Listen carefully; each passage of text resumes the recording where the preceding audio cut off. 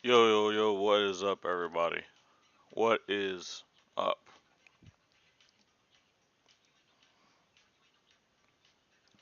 We're in there today, boys. We're in there. Give everyone a chance to get in there. Alright. Alright.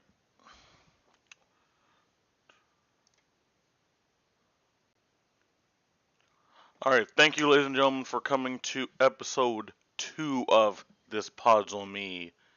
The love I got on the first one was so good, we decided to do a next one. We were always going to do a next one. But we're just going to say it that way because it sounds better. Again, thank you guys one more time. I can't appreciate enough the smile on my face you guys have put is not something I've experienced many times before in my life. The main topic of today will be starting a Flesh and Blood scene at your local LGS or your local Fab scene and introducing players to the new game.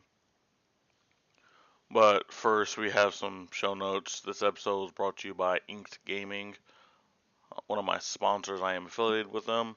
If you guys want custom playmats, custom sleeves, custom dice bags, whatever you guys want, if you guys want it to look good, go to Inked Gaming. Link will be in the description.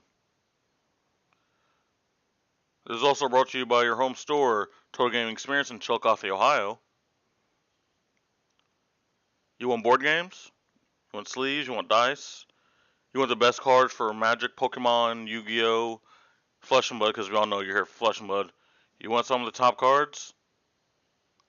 Visit Total Gaming Experience on TCG Player. Tell them I sent you. We would love to have your business there. What's going into the main topic? We will have a special guest later on the episode, Judge Dredge, singer-songwriter of the best band ever, former Dredge player, former Goblin Charbelcher player in Magic, turned Kano player, turned Lexi player, and Flesh and Blood. But recapping some of the events that went on, we have the results for the Battle Hardened Minneapolis.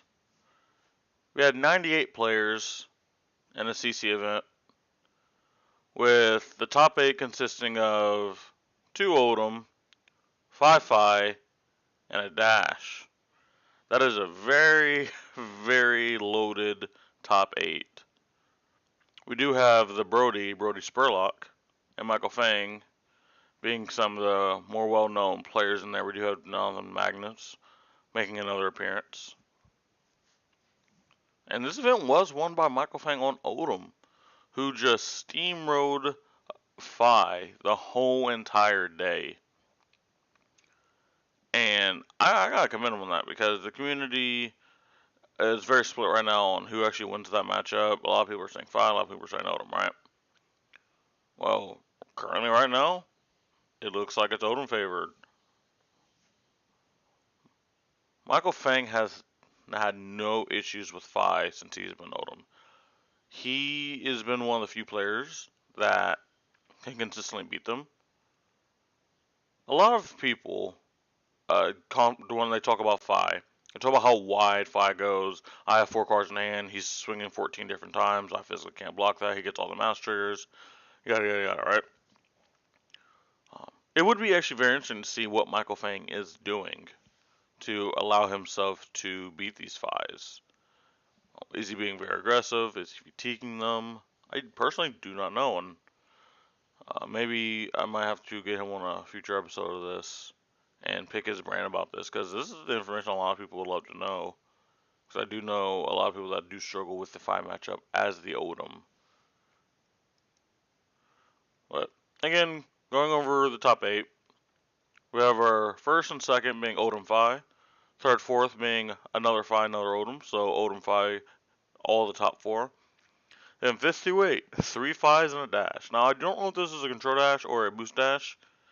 If I was to assume it would be a control dash, I don't think boost dash is fantastic. I think boost dash is just a worse Fi that literally can't draw cards.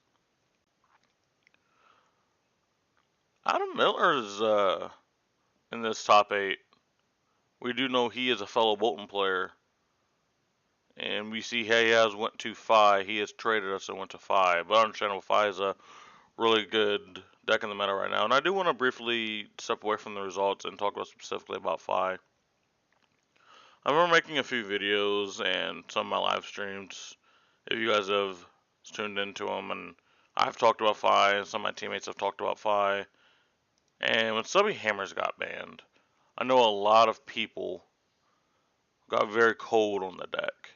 They thought the deck isn't that good. Why should anyone play? Yada, yada. Even myself at sometimes said, Fi has been taken down a notch. One of the other big things is Fi is one of the easier aggro decks to disrupt. If he is disrupted, he does the least. But that was a settlement going into Nats meta, like when we first started Nats meta, and a little bit before when we went to the Battle Hard Net Columbus and the LCQ. There was a lot of ice, there was a lot of disruption there. But then the meta has kind of reshifted into back in aggro, and when you're playing aggro v aggro, Fi's going to win that every single time. But Fi really did well with stubbies. But I think what people was not understanding, and it's the same thing with Viscerai, me and my teammate talk about all the time. Everyone thought when Viscerai lost Scaletta, deck's horrible, deck's trash, why would you ever play Viscerai? Me and my teammate looked at it, right? We looked at it, and we were like, no, Viscerai's still good. And we were like, no, Fi's still good. They're just not broken. Viscerai can't just rely with OTK. Fi can't just be like, here's 70 points of damage every single turn. 80 because stubbies. He lost the ability to do that, but he just goes from doing 70 to 50. And the thing is, a lot of decks still can't fight against that. And they have built their decks to be a little more resilient to hate. So it's like Fi is just having this resurgence you guys are seeing. And I think this really shows people that we need to not look at these bannings in a vacuum. We need to look at these bans in the wider scope. Like, what are these bans actually doing? Why did these bans occur? What does it actually change numbers wise? Because yeah, the feeling of losing subbies is bad. But the thing a lot of people gotta remember, Fi was winning before we discovered subbies. So we knew subbies was a thing, when out the gate, but every list wasn't playing stubbies. And that's why I say we didn't really know about stubbies. It wasn't universal yet. There's a lot of people still on stubbies, still winning. Then it got stubbies, and then started winning everything. And then people just forgot what happened before it got stubbies. Same thing with Viscerai. Viscerai can't OTK, cool. I'm still going to send you 12 physical, 12 arcane damage throughout the turn. I would like to politely ask you to deal with this. Even though you can't. No, yes. Viscerai is kind of on the downswing right now, but that's fine. There's decks that are better than it right now, which is Odom, which is Fi, Icelander, etc. Viscerai is now not all of a sudden bad anymore either. It's just the deck, there are decks on top of it now. I think one of the biggest examples of this, and this is probably the easiest example I can give people, and people understand. You look at Odom right now. The power level of Odom has not changed in the last 4 months. It is not. Until the mid-range lists really came out and became prominent, all the lists were pretty much the same, putting up results, not really doing great. You still had a deck of players. A lot of players put on the back burner. Not because the deck was bad. There was one very polarizing deck in the meta. Remember what that deck was? That was Prism. Odom cannot beat Prism. Heck, Odom isn't beating Young Prism. Young Prism is one of the reasons that when the ban list occurred, you can no longer play Young Heroes. People were finding a way to use Young Prism to still win games. Imagine playing a game against a hero that starts at 20 life and you do not beat that hero. You think about that. 20 life, half of your life. You're still not beating that hero. That's how polarizing of a matchup that was. Odom couldn't survive because Prism thrived. and was a large portion of the metagame. But notice, soon as Prison went away, Odom came back, and here we are. Fi can push down decks like Dromai. Doesn't make Dromai bad. It has a bad Fi matchup. Now, even though Dromai does have something like has really good matchups, right? You're not going to see a lot of Dromai until Fi's gone. What happens when Fi's gone? Or whenever a deck pushes Fi down, like the Ice decks. Like Icelander gets a really good a Fi matchup. Like it really nails on that matchup and makes it consistent for its side. Well then, you have this really good deck that counters the deck that beats you. So now, why all these players are now playing all these Ice decks, these Fragile Ice decks to you, you can just swoop in. That's how a metagame works. And I think that, again, that's not what people are understanding. That's why seeing these results do not surprise me whatsoever. We are going to see these results for the foreseeable future until more mangas occur, until more Living Legend occurs, until we get more stuff into the meta, or until someone breaks the meta. But we're not there yet. We're not there yet. But yeah, seeing Odom and Fi just dominating top 8s throughout the whole entire national season did not surprise me. I really like the first week where Fi started to come back. I think it was UK Nats. I assume all of this would just keep happening every single week, and it has. And I'm gonna be real, I don't know truthfully how to solve this. I personally don't have the answer of how to break this meta. Now, the way I'm trying to attack this meta personally, talking about me personally now, I'm playing Control Dash. I think Control Dash is a fantastic older matchup. I think it has probably one of, if not the best late game in the whole entire game, besides maybe Dromai, and I think we edge out Dromai when it comes to late game. I can beat the Odoms. The Fis, I have an issue with, and that's why the call that I'm making is a little bit fragile. You have a really good matchup against one of the top decks. Well, realistically, I think 2 of the top 3 decks, which I think is Icelander, Odom, Fi. In no particular order, but if I had to, I'd probably say, with the bannings, maybe Fi, Odom, Icelander. So against the top deck in the meta, a very widely represented hero too, because think about it. Everyone loves ninjas, the deck is kind of cheap, and it's really powerful. A lot of people will be on it. So probably your most represented deck is one of your worst, if not your worst matchup. Right? Then your second and third top decks, you actually have a good matchup into there. But then you start going down the list, and like you have a few more bad matchups, and it's really dicey. I really am just trying to hedge mostly against like the Odom and the Icelanders, and hope to really not roll the dice and get most of my bad aggro matchups. Like I'm talking about hard wide aggro matchups.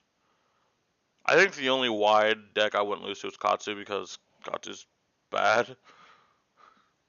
And hopefully every Katsu player got offended there. Katsu's bad. You can't convince me otherwise. Everything that Katsu does, Fi can do. And that's like in the most literal sense. The literally only thing that Katsu can do that Fi can't is play Katsu specializations, which you would rather just play something else in this current moment. It's kind of sad, but that is where we are, unfortunately. I don't believe there's any more big tournaments. At least none that we have results for. So, what was that? We'll go to the first topic of the podcast. We're going to talk about the banning of Pulse and CC and all of the Blitz bannings. I would have liked to get to my special guest for this one because I know for a fact we would be getting an earful for this one. RIP Kano. Can we get a moment of silence for our boy Kano? Thank you. So, talking about Pulse. Pulse was the only ban in CC. And at the time, it did not. It did not make a ton of sense. But I think looking at it now, we understand. We understand the gravity of what it was. They kind of explained it. I do like it after the fact, right? I like it now that we've had some time to simmer on it. I like the fact that they didn't try to go too hard. Now, the only other banning I would have liked to see is maybe like a card from Fi, or maybe a equipment piece like, let's say, Mask. I think Mask is what I personally like. I personally like Mask being banned. But the thing is, a lot of the people I've talked to is like, no, you can't because that's hurting Katsu. I'm like, really? You're hurting Katsu? Like, a deck that's not being played, a deck that's also not winning. So, like, really, like, are you actually hurting anything besides Fi? Like, you hurt Katsu down the line. Down the line, Katsu kind of gets, like, clapped, but we can deal with that when we get there because, like, we have supplementary sets. We can give Katsu, rather, more tools. But instead of looking at that, let's actually look at what's right here in the meta. Fi is starting to look kind of unhealthy. Fi, maybe that's a little too dramatic. Maybe that's a little too, I don't know. It's like, I don't, it didn't feel like Fi was even this big of an issue with stubbies, in some instances. What it feels like right now, maybe it's just because Fi has recently come back, and people just forgot, including myself. It feels like now there's almost nothing you can do against a lot of Fis. They're just like, okay, I have a 2-card hand, I'm still going to deal 30 points of damage. Even though that's just us being a little dramatic and that's not true, it's what it feels like sometimes. It also feels like a lot. Alright, if I had 4 cards, why did he attack 9 times? What's going on here? Why did he attack me 4 times and has a 5-card hand still? And it was already dealt 30 points of damage to me. What's going on here? That's what it feels like. And I think like a card like Mask could have been a hit. Because, one, it reduces the needs for someone to force block. Because, like, there's a lot of aggro decks where you're like, yeah, just hit me. I don't care. Just hit me. I can push back. You're like, Fi, it's like, oh, I'm getting Fi a card. Yeah, it's pretty dangerous. And you can see what happens when Fi plays Mask. Every single time, your opponent is guaranteed blocking with 2 cards in hand. Unless the Fi doesn't have a good hand. If Fi doesn't have a good hand, obviously, that can be changed. But I don't think you're ever going to be like, hey, Fi, have an extra card in hand, buddy. Thanks for that. No. It's not going to happen. Right? So I think that's where... I think that's where that ban could have came in. So the only ban we actually got was Pulse of Eisenloff. And as I was saying, like, right at the start, I actually like this ban more than I thought I would. I really was shaking my head going like, that's it. And this is exact conversation when me and one of my teammates had. We're like, really? You only hit Pulse of Eisenloff. You hit a 1-of out of the best deck. You hit a legendary card out of the best deck. Wow. Great. Thanks, guys. But now we're looking at it like, dude, this is actually insane. Because what this does, at least in my opinion, tell me if you guys agree, disagree, or have any different thoughts. What this does for me is this said, Oldham, your second and third cycle are strictly going to be worse, and it will be harder for you to win the game. Because one of the big things Oldham tries to do, they try to pitch stack, doing Oakenode fuses with Pulse.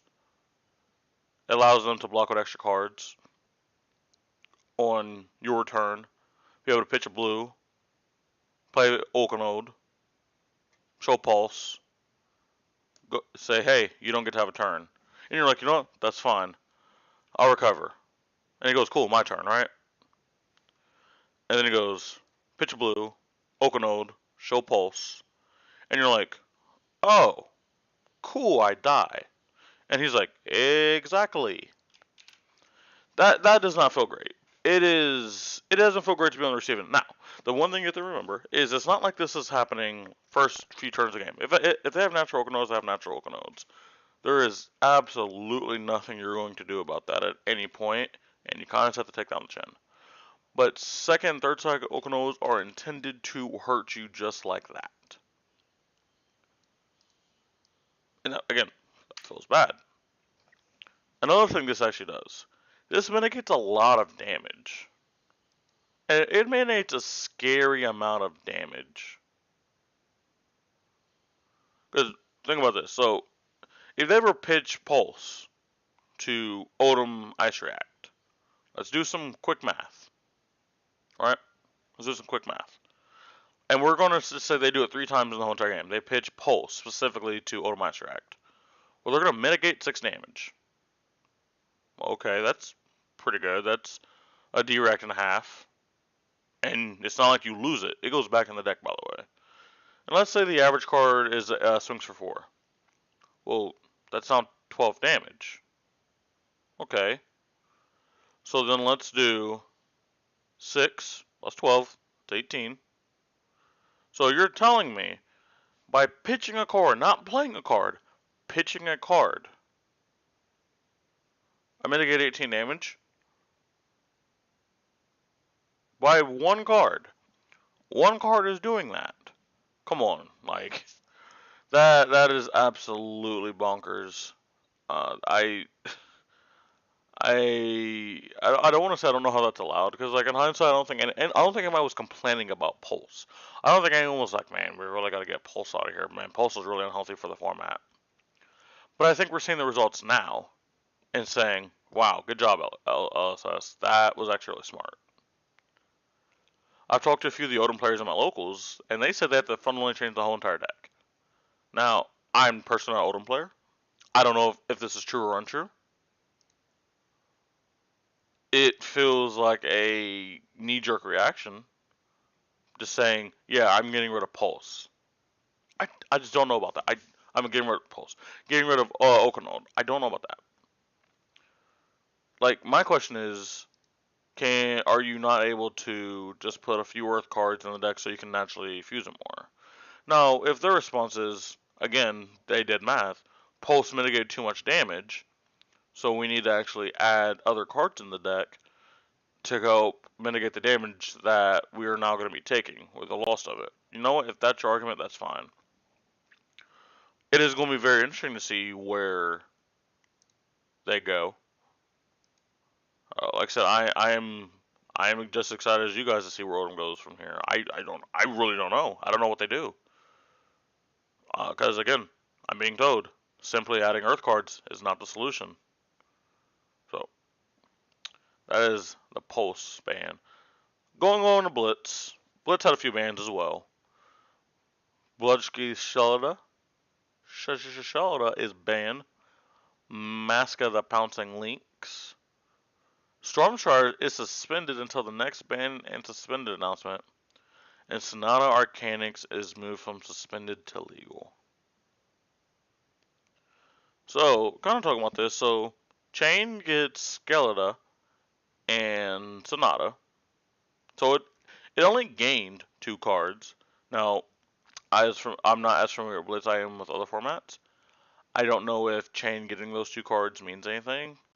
Same thing for Briar. I think Briar probably used those cards a little bit better than Chain. Does the power level of those decks go much higher because of those 2 specifically? I don't know. Again, I wish I played more Blitz and I could give you more insight. But talking about Skeleton specifically, it gives on rate. It gives a few resources for free. All right, and I know a lot of people hate free things. You can easily pop Skeleta, gain 4 resources, and if you combine that with other things that create rune chants, Skeleton just become bonkers. There's a reason it was suspended in CC. Same thing with Sonata. I think Sonata coming off the ban list and Blitz is nice to see. I don't think the card's as like crazy as everyone thinks it is. I think what people are remembering is the time their opponent played 3 Sonatas, played 0, and hit all 3 times. And you're just like, that card's broken. But I think what people are forgetting, the thing that people are forgetting is, oh, this Briar paid 12 mana and Sonata hit 1 card. No one forgets that. I'm talking about me, by the way. I had an RT and I literally had Sonata in my arsenal. I had 4 blues in my hand, paid all of it into. I played all of it into Sonata. I hit 1 card. That was not my best moment. I'm going to be honest with you. It was not great. Mask of the Pounding Man. I like seeing that. Get Fi out here. Get him out. But the big one everyone is talking about is Stormstriders. Oh boy, Stormstrider's been gone. It sucks. It does. It sucks for all the Kano players out there. I feel for you Kano players. I really do. It feels like obviously this is aimed towards Icelander. Like that part is not a mystery. It's not like that is catching anyone off guard. It's not. It's like it feels like you could have hit something different. It feels like you could have hit something different other than Stormstriders that could affect Icelander, but not affect Kano. Unfortunately, they didn't do it. So, Kano, unfortunately, is still dead. He's very dead. To never come back. Because here's the thing, I don't know where Kano goes from here. I don't. I think Nathaniel said the best. You pretty much don't have an arsenal anymore. Because that was one of your big plays. You would hide like a wildfire in your arsenal. You could even like have one the pitch stack on top of your deck or in your hand, whichever one you want to do. And then you pop off Striders and Wildfire and kill people if it's not being set up off the top. You no longer have that access anymore. So, what does Kano do? I know Kanos have shifted towards a Waning Moon build to be more of a tempo deck rather than an OTK deck, so maybe they can just lean harder there. But who knows? I'm not a Kano. See, I do wish I had Mr. Dudge Dredge on the podcast. He could give me a little more insight on this. But looking at face value, Kano's dead. No, going on to Icelander. I do think bringing Icelander down a notch is very smart. I think Icelander, even though I do love her, she was not the most healthy deck to go against.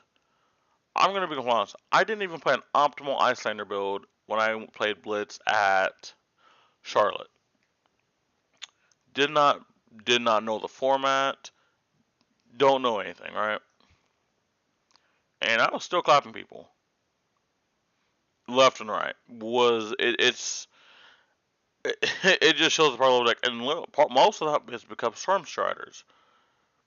Stormstriders just add so much damage and disruption that you really can't feel. You look at Stormstriders, you don't see the extra damage that's coming through. You don't see the extra disruption coming through. You just see, oh. I was like, oh. He can just play his next thing at instant speed. That's neat. That's cute. You're not saying, oh, I just gained like an extra frostbite. I just took 5 more damage. Or, it's an Icy Eternal from hand after playing like an RT Incarceration from your arsenal. So all that damage plus a Waning Moon. Especially in Blitz. That person's going to be dead. If not, their turn's over. Their turn's over and they're still taking damage. Icelander is just actually so crazy. I think she was like 18. I think I seen a number. I think she was like what 18% of the meta or something, or like she had 18% of the win share. I don't remember quite the number off the top of my head, but she was a very large part of the metagame, and she was a large amount of wins in the metagame. And these are also off multiple different types, right? We had the Pummelander. We had actually some versions of Michael Hamilton's CC list and Blitz, and then you had the traditional arcane damage build. And then you actually had there was actually another build. There was like a hybrid wizard where you were like doing half like tall arcane, like the Candle style, and then half like ice. Icer had all these different versions, and she was still winning. Something had to be done eventually, and thankfully they did. That's it for the update. Oh, there is one more. There is one more that we need to talk about. The card legality policy update. This is actually a change that went under the radar for a lot of people. If you're playing CC, you can now only play adult heroes. You can only play adult heroes now. No more KO, no more Young Chain, no more Prism. If you're playing CC, you gotta play adult now. I believe this is solely off of Prism. Again, I know there were people playing like Chain and stuff and like Shia, like, and they're cute, they're trying to do stuff. I even know there was a KO at the Mountain Horde in Portland that I beat a Prism on camera. That's cool. But yeah, Prism was kind of just still beating CC decks when she's at 20 life. And that is not a good look for the game. Obviously, it just shows that like how much of an abomination Prism was. Good job, LSS, for making that. You guys are doing a great job. Keep it up. but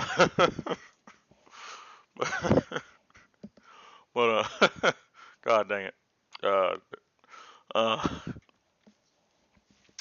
but it also kind of clears things up. It would be really weird if you sat down across the table and your opponent just brought some young hero that you didn't even know. Because you have to think, right? If someone is starting the game, they're learning CC, they're not going to know about a lot of these young heroes, especially like the off ones. Like if someone sees like a young Lexi, you can be like, oh, you're playing young Lexi. They're like, no, it's just a placeholder, right? There's no placeholder for like Prism. There's no placeholder for KO. There's no placeholder for Kasai. So like now this person's gonna be like, oh wait, there's decks in the format I didn't even know existed. That's not a great look. I think just for clarity wise, it's not a great look. Like, is someone gonna rub with like a side deck and win? I would highly doubt it. But I don't think you wanna. I just don't think you wanna do that to new players. I don't know if that was their reasoning. I haven't actually read that part of the article to see what the reasoning is. I just seen that they got banned. I do at least hope at some point some of the young heroes will get adult versions again, like Shiana, like Asai, or that there will be some playability in CC in a healthy way, right? Because those two decks specifically, Kasai and like Shiana, like even if they said never mind, those two are legal today, they would probably still lose. Again, I would just like an adult form. I think an adult form would just clear all that up easily, and you wouldn't have to even look at it a second time. But that is not where we are, and I hope we get there at some point. We will be right back with Q&A. Stay tuned.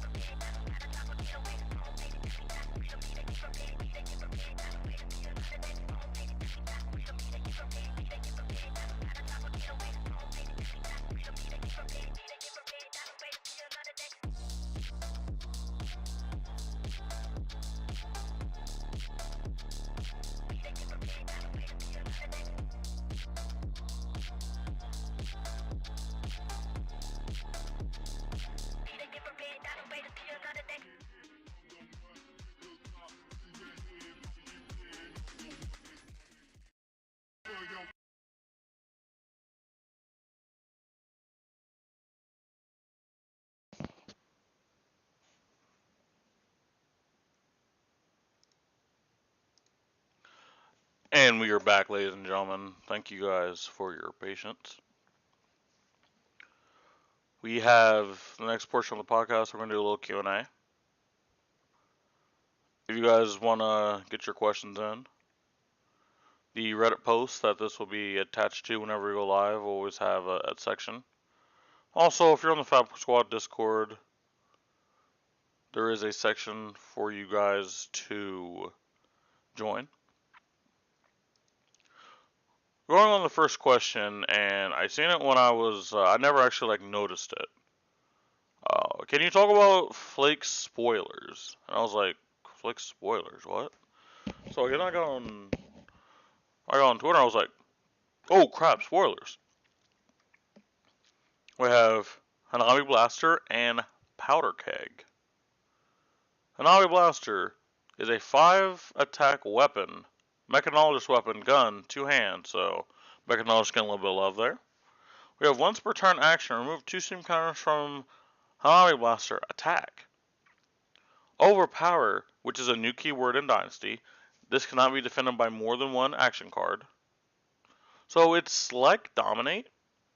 It has a different keyword. So if you have all the D-Reacts in the world in your hand, you can block with them.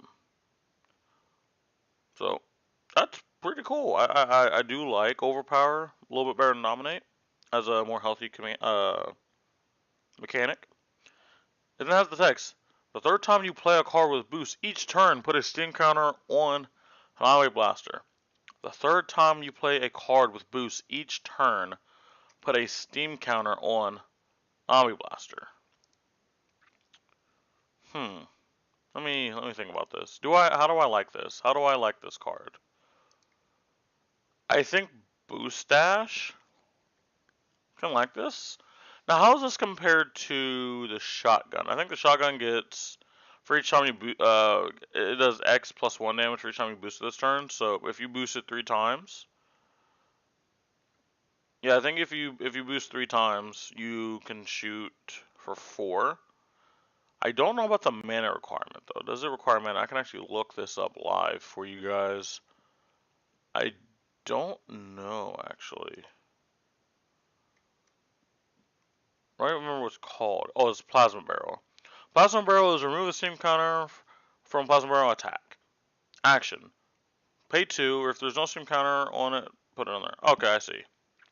So you can keep the steam counter on the Plasma Barrel, but it doesn't really do a lot of damage unless you've boosted multiple times. So like turn 1, you put a counter on. Turn 2, you just go absolute bazookas. Like you attack like 4 times, and then you shoot this. So I think that's probably more damage.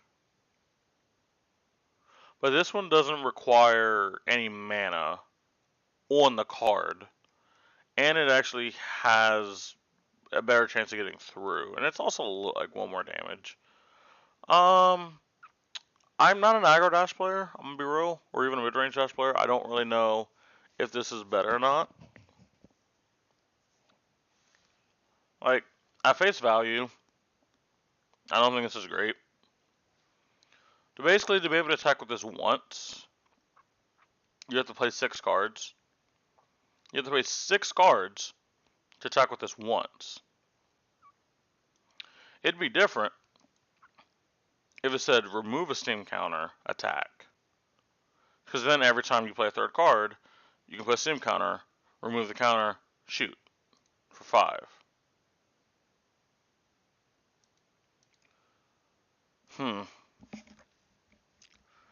I would have to think on this more, but again, face value, not a fan.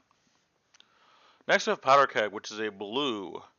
Whenever a mechanologist gun you control hits, you may destroy Powder Keg and a defending equipment. Ooh.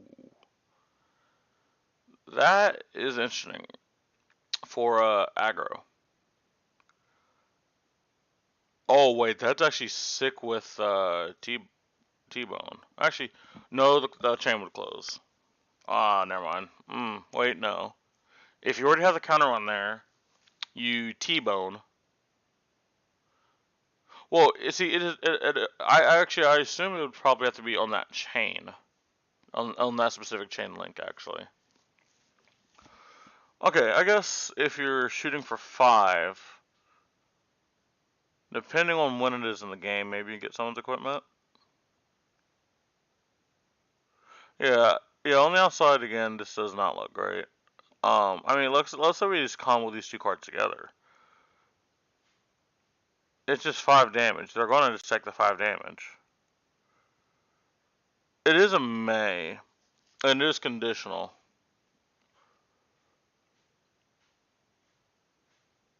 I don't know.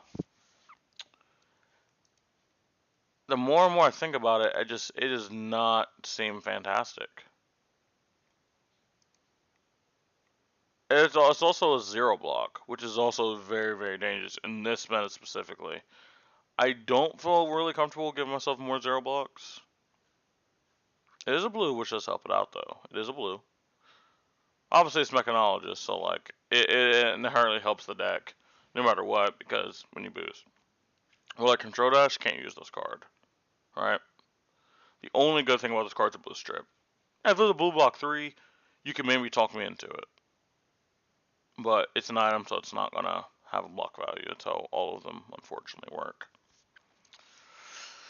Yeah, I'm not too high on it, unfortunately. Sorry. Do not like it. I guess I actually will talk about the other spoiler that we had. Since I am here, let's talk about it. Merciless Battle Axe. I already remember this card off the top of my head. It costs 3 red to attack. Comes in for 3. Whenever it attacks, if its power is greater than its base, it gains overpower. So basically, if it's at least 6, it gains dominate. I'm just going to say dominate, right? That's cool. I will. I don't know. Would Doranthea use this? Because like I don't see Bolton using this. Can Doranthea use this? Like, would Doranthea use this over Dawnblade? So let's think about Doranthea, right? Let's say you pitch a blue, you attack, they don't block. You go, hmm, you go Glint to give it go again. Use Doranthea's ability. You play Hit and Run to give it +3. So now it's coming in for 6. Okay, so let's just say that 6 mana for 9 damage. No, I think I'd probably pass on that.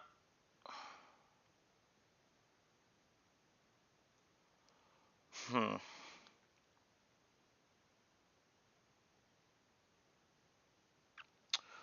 I mean, it works pretty well with Stillblood.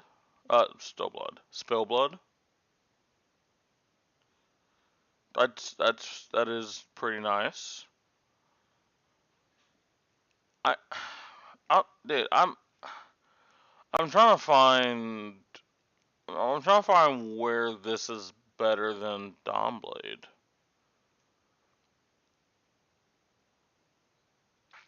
Hmm. Like maybe this is for the Emperor. But my issue if it's for the Emperor, he can only run reds. So you're saying, hey, give me 3/4 of your hand to swing for 3. Unless that 4th card is like a big pump, and I mean like a big pump. It's not gonna do a lot. And then, if it's a big pump, it better be for him specific, because if it's just like a warrior pump, the other warriors are just gonna use it better than him. And then we run to the same exact spot. Yeah, I don't like this. Yeah, talking about no, yeah, I don't like this at all. I don't like this. Going on to the next question. This is actually a question. This is the same I did see from the YouTube chat. I didn't want to really forget it. Still waiting for Darcy to see how the meta really shifts. So, talking about like, I'm gonna frame this into a question. So, talking about like how how metas can shift without a new set, and then how a new set can change metas. For the most part, changing a meta without a new set isn't actually that hard. Okay, let me rephrase. It is hard until it's not. It is hard because you have established decks in the meta. You have to say, hey, we need people to not play these decks and to test other decks, like workshop other decks. Then we need you to find secret tech that no one has thought about already to beat these decks. Then on top of that, let's say you actually have the theoretical build. Let's say there's a specific Lexi build that always beats Oldham, right? Well, now you need someone to find that, get it consistent in testing, and then most likely either a content creator or have it unveiled at a tournament. And then it needs to be well received, or it needs to do well. It's actually way harder than it is. Like, my Control Dash build is very, very good into Dash. Now, thankfully, there was a Control Dash at Nats. So there was already, like, results that show it's good in Odom and the deck's good. But we would have still been at the same result where it's good against Odom and good in general without the results. Would people take it as serious? If I just said, yep, control dash, yep, just play it into Odom and all these other decks and they're going to do great. And they're like, well, where's the proof? Like what you're just saying, I'm just like, I don't have any. Like, would you really accept someone just saying something with no data whatsoever? I don't think a lot of people would, personally. It is not great. Next, how does another meta? How does another meta? God dang it! How does a new set change anything? Well, the thing is, outside of a very heavily power capped set, it doesn't. What it actually allows people to do, it gives people the freedom to explore something new, a new idea, to then attack this meta. The other thing, there's only like, I don't know how many cards in this set. Let's just say there's 250 cards in this set. I would say maybe 50 of them. Like, 50 of them will slot into decks consistently. Unless those cards are that powerful, the meta really won't change that much. But you know what could change it? So I'm going, maybe, now that we have a new meta and people are going to be exploring stuff, maybe this is the time I try this new build. That's literally all it is, actually. Like, I'm going to just cut the chase. That's really all it is we need people to, our deck builders, we need deck builders to explore new ideas, test these new ideas, then we need good players to pilot it. Just to show if it's consistent enough. If Timmy from down the street is playing this Azalea build, and you're not going to pay attention, but if one of the top players in the world plays Azalea, the world's going to be on notice. Right? I know it's not the best example because anytime Azalea is doing something, the Azalea cult is out and about.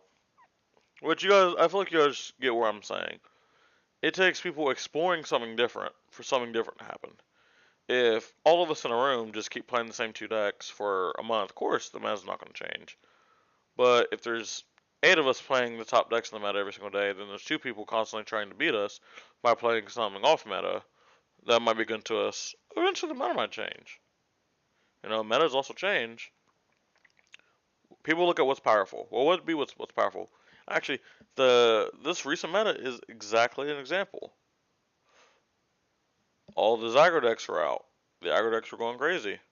People were going like, all right, cool. We're going to tell all these aggro decks they're not playing the game. We're just going to disrupt them. So we're in this heavy ice meta, heavy disruption meta. Well, then we're like, oh, well, we have decks like Drumeye that beat it. And then the aggro decks got more resilient to hate. Well, now we're back here where we're in an aggro meta again with decks that are more resilient to hate. And then you have Drumeye there. Drumeye is kind of falling off a little bit because she's not great into the aggro decks. She would like to personally be the only counter to the ice. But again, a lot of metas can self-correct if the players are willing to change what they're playing, which I think we are in there where we do have a lot of specialists, but I don't think we have nothing but one tricks, people that can only play like one deck. I think we do have a lot of people in our community that can play a multitude of decks. So I think that's usually how metas change with and without new sets. Both of them pretty much boil down to the same thing. Like people need to like do something, anything, you know. Next question. Why did? Oh, okay, we're not. Okay, we're just not reading that one. Bastard. Jesus Lord, man. What does Azalea need to become good in Dynasty meta? Oh, why am I getting all the hard ones by myself? Okay, so looking at Azalea from the outside looking in, I've played like one game of Azalea on Talshar, and like one on TTS. Not Azalea main, haven't talked to a lot of Azalea players. But I don't know. It's just like she has a lot of utility. She has taxing effects. She has effects that say you can only do one thing in a turn. She has you literally lose life. You literally lose life by playing the game. She has cards that do that. You have things that say you can't play any D reacts. It's like she has literally everything. I don't know what she needs. She can go incredibly tall. She can even sometimes go wide. I genuinely think she just has a problem that all Rangers have. Hers is just worse. Is we have a bow. You have a bow. I think the sole fact that the only way you can play half of your cards is by paying something to put in an area and then paying for it again. For example, right? A lot of arrows on Lexi cost 1 or 2. But you look at Lexi like, no, this is a 0 cost arrow. Like, no. You're going to pay 1 to put it in. Now it costs 0. Or God forbid, it's a 1 cost. You're going to pay 1, you're going to pay another 1. That's 2. So now to shoot this 1 arrow, you need a yellow. If you just want to pay for a strip, now you need a yellow. Well, that's not a card you're attacking with, and you lost a card. So you just lost 2 cards to swing a 1. And you're like, well, yeah. That makes a lot of sense. Well, if you're not combining that with other effects, then it's kind of pointless, right? And again, it's the thing that you're saying, if this is a 1 for 4, a 1 for 4 isn't great. You would like it to be better, but it's not the worst it can be. If you just gave me a card that says 1 for 4, that's great. It's just not 1 for 4. It's a 2 for 4. Now, these do have 1-hit effects, which do up their stock. But again, if you really want the 1-hit effect to go through, you're going to need to combine it with other cards. So that's more cards per turn that you need to have to be able to have a successful turn. This is why Ranger is also susceptible to fatigue. It's using all of its cards almost every single turn. Rarely do you like, woo, Ranger had a really good turn. It's still got to arsenal something. No, like if Lex has a 6-card hand, she's using at least 5 of those cards. Sometimes all 6. Azalea will use a lot of the cards in her hand. Now I think she'll have an arsenal more oftentimes than not. I think. But I think what she's also doing on the turn, she's not going as wide as Lexi. She is just going tall, and she does have stuff. See, I think she has stuff that literally says reload. Reload bypasses the need to load an arrow, so you're getting an effect plus a free load. I don't know what Azalea needs. I don't, and it's actually frustrating me because it's not like I care about Azalea. I don't. It's just it is really frustrating on the outside, going like, there's this hero that literally cannot win.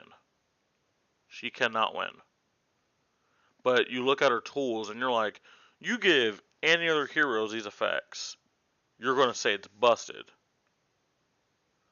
You give it to Azalea, it's trash. I think one thing to hold her back is a talent obviously would be helpful. But let's just give her, I don't know, let's just give her Draconic, right? What is she doing with Draconic? Maybe Draconic wasn't the best one. Earth? Actually, yeah, we can give her Earth, right? Earth, there's not, yeah, Lexi doesn't have Earth. So that's why we give her Earth. I mean, she gets Earthward Surge. Pretty cool. She could use Crown of Seeds. Actually, I don't think she'd use, no, she can't use Crown of Seeds because she is Cross Trap. She could have things like Sotomorrow. No, I think that gets elemental cards back. God, I don't know. There has to be like some Earth cards she could have. But the thing is, why is she Earth? Why is she Earth now?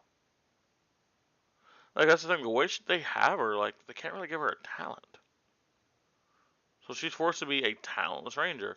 That's why you could pretty much just slap the Azalea build on Lexi, and it would be so much better. It would be so much better. Literally, the only things you don't get is pretty much Read the Ledger and her search card. You can pretty much play everything else that matters. I don't know what you do with this alien, man. I really I really wish I could give you guys an answer. I'm sorry. I think she's just doing to be bad. I I don't know what to tell you. I really don't. Oh, it's sad. It is actually kind of sad, to be honest. Who won the most nationals this season? I believe it was Odom. I believe Odom got the most wins. I think he got the most points by far, I think, too. I think he was in the 200s. So if we can actually look at the Living Legend leaderboard. Oh, wow, he's already at 488.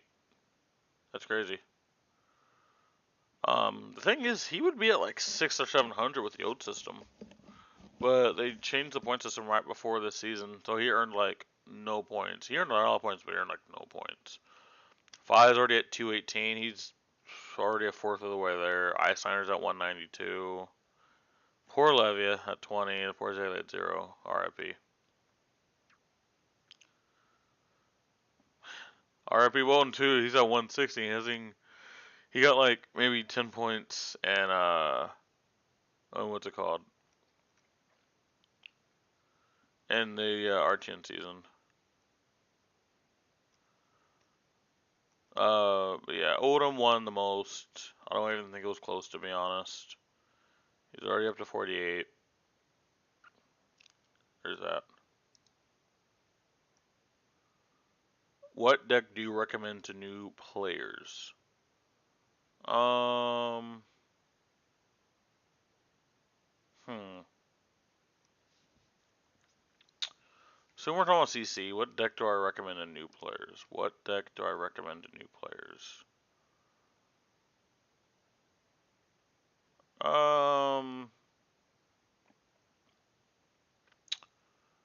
I think of like I'm gonna frame this as 3 different decks.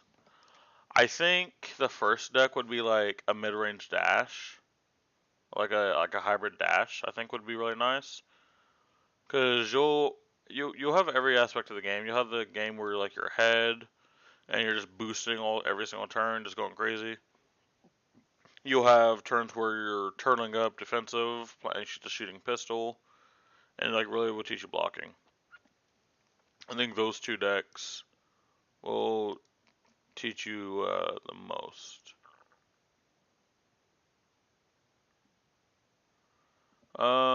Second one.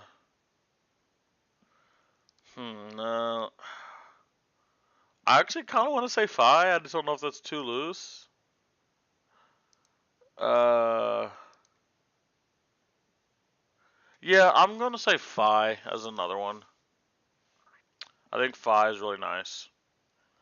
Fi would just say, do the math. If they're hitting you for 15, can you hit them for 16? You'll win that race. I think it generally would teach you math. Not Kano math. Kano math is way different. But I think you'll learn the concept of tempo in a way that when it comes to damage, right? If your opponent's hitting you for, let's say, 17 with an effect that your first attack is -4, I'm just talking about random effect, right? So then, to do more than your opponent, you're going to need to do 22. Or, whatever you're going to be doing will need to guarantee strip cards out of your player's hand. So, like, if you have on-hit effects and stuff like that, then, you can have a conversation. But if you look at your hand and, like, you would take 17 for attack -4, and you're only doing 13 with no one hit effects, you should probably block. And I think you'll get reward with that in Fi, is just picking your spot. Because I think we're not in the high roll Fi anymore. I think we're in a very consistent damage Fi.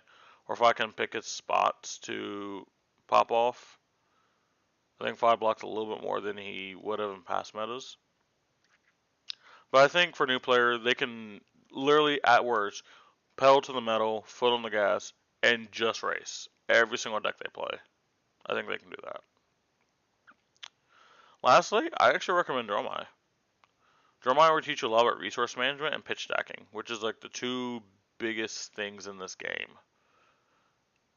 Making sure you consistently have Ash so you can invoke your dragons. Making sure you have mana to do all your plays. Making sure that your pitch stack. If you just have a horrible pitch stack, because Dromai will never really close the game out early.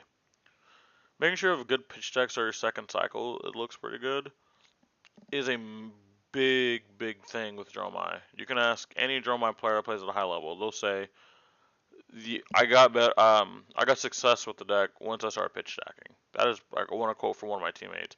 I only got good at Dromai once I learned how to pitch stack. Think, I think that kind of says it all, right? So those would be my 3 decks I would play. Do not see any more questions.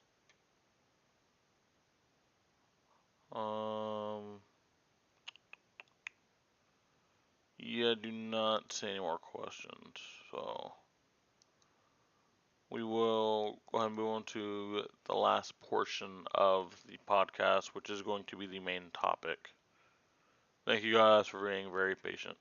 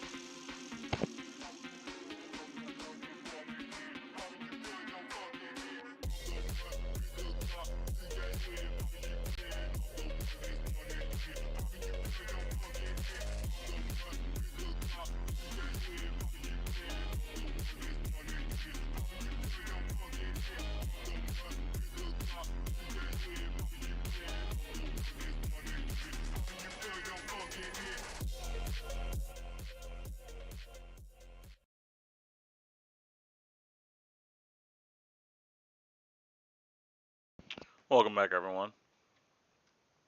I do just want to update everyone. As we are doing this live, we're trying this out live. Unfortunately, our guest was not able to make it. So we will delay what this episode is, talking about new players and getting new players into the game. I would transition it to something else, but we have already been live for an hour and a half. So we're just going to close this podcast for today. And that will be the next episode 3, where we will go over this. Thank you guys for being very patient today. Again, trying this out live. see how I like it. Give me your feedback. If that is definitely appreciated, right? It has been your boy Cypher from Siphon TCG. If you guys are on YouTube, make sure you guys like, favorite, and subscribe. Your love is appreciated. If you guys are on Twitch, make sure you guys follow the stream. We are close to being an affiliate. We're doing it. I'll see you guys next time. Peace out.